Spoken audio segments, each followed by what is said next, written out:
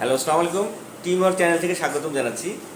তো আজকে আমি দেখাবো সহজে কিভাবে একটা পেন ড্রাইভকে কীভাবে বুটেবল ডিস্কে পরিণত করতে হয়। উইন্ডোজ 10 অথবা উইন্ডোজ 11 অথবা উইন্ডোজ 8, যে কোনো আপনি যে ভার্সনে চান আপনি একটা পেন ড্রাইভকে কীভাবে বুটেবল করা যায়।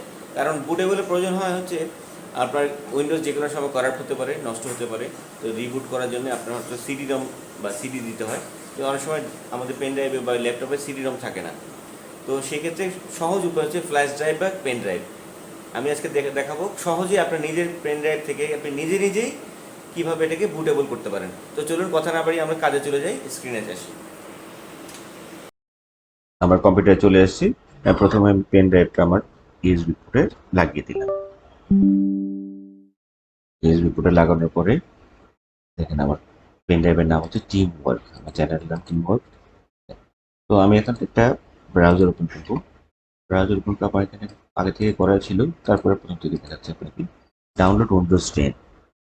উইন্ডোজ 10 ডাউনলোড দেখেন এখানে লিখে আছে, আমি ক্লিক করে দিলাম।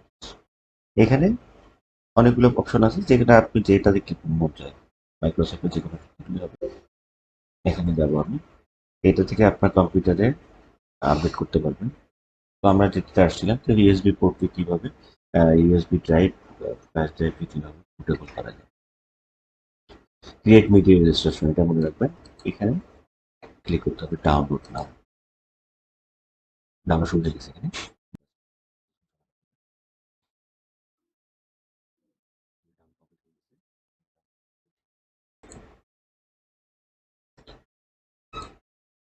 এখানে কিছুক্ষণ সময় নেবে। Getting ready, few things ready. এখন আপনার আসছে অ্যাকসেপ্ট করতে হবে, এগ্রিমেন্টটাকে কনসেন্ট দিতে হবে, অ্যাকসেপ্ট। এখানে কিছুক্ষণ সময় লাগবে, ততক্ষণ কাজ।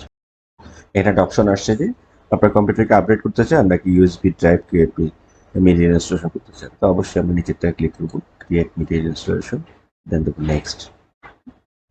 নেক্সট দেওয়ার পরে যদি আপনি এই অপশনটা চেক আউট করে দেন, তাহলে দেখেন অনেকগুলো এখানে ল্যাঙ্গুয়েজের অপশন আসছে। তা আমার এখানে ইউএস ইংলিশটাই ঠিক আছে, এটা সবচেয়ে বেটার, সবাই বুঝতে পারবে। উইন্ডোজ 10 অবশ্যই। আর্কিটেকচার এটা দেখছে 32 বিট বা 64 বিট। আমার কম্পিউটার 64 বেটার, এখন 64 ইউজ করা সবচেয়ে ভালো। সব কম্পিউটার এখন 64 বিট। দেন দেখুন নেক্সট। এখানে দেখেন দুটো অপশন আছে, একটা হচ্ছে আইএসও ফাইল, নেক্সট। একটা অপশন আপনি যে কোনো একটা ফোল্ডার সিলেক্ট করে দিতে পারেন, যে কোনো ড্রাইভে, যে কোনো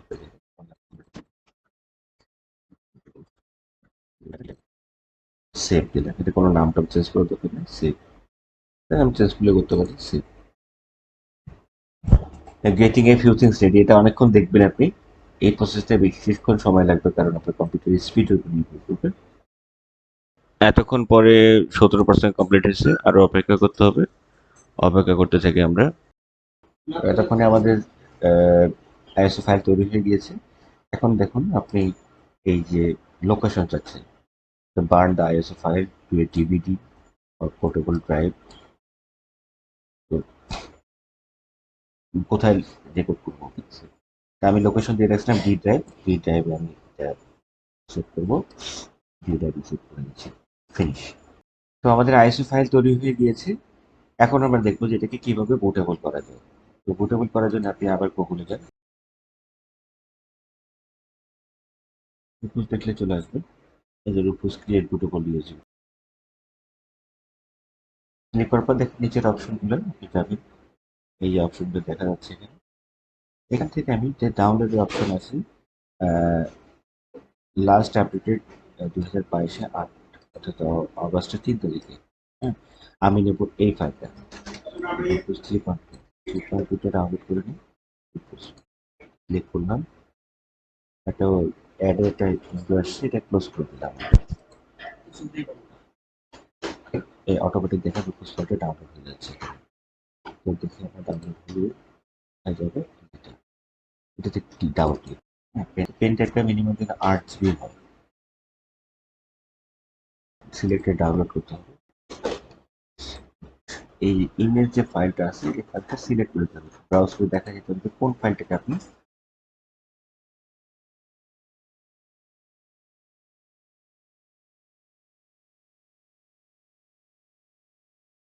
স্টার্ট ওকে দিতে হবে।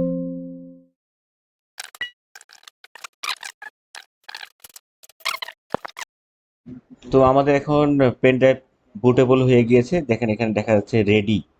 এতক্ষণ ধৈর্য ধরে আমার এই ভিডিও দেখার জন্য আপনাদের অসংখ্য ধন্যবাদ। ভালো থাকবেন। আসসালামু আলাইকুম।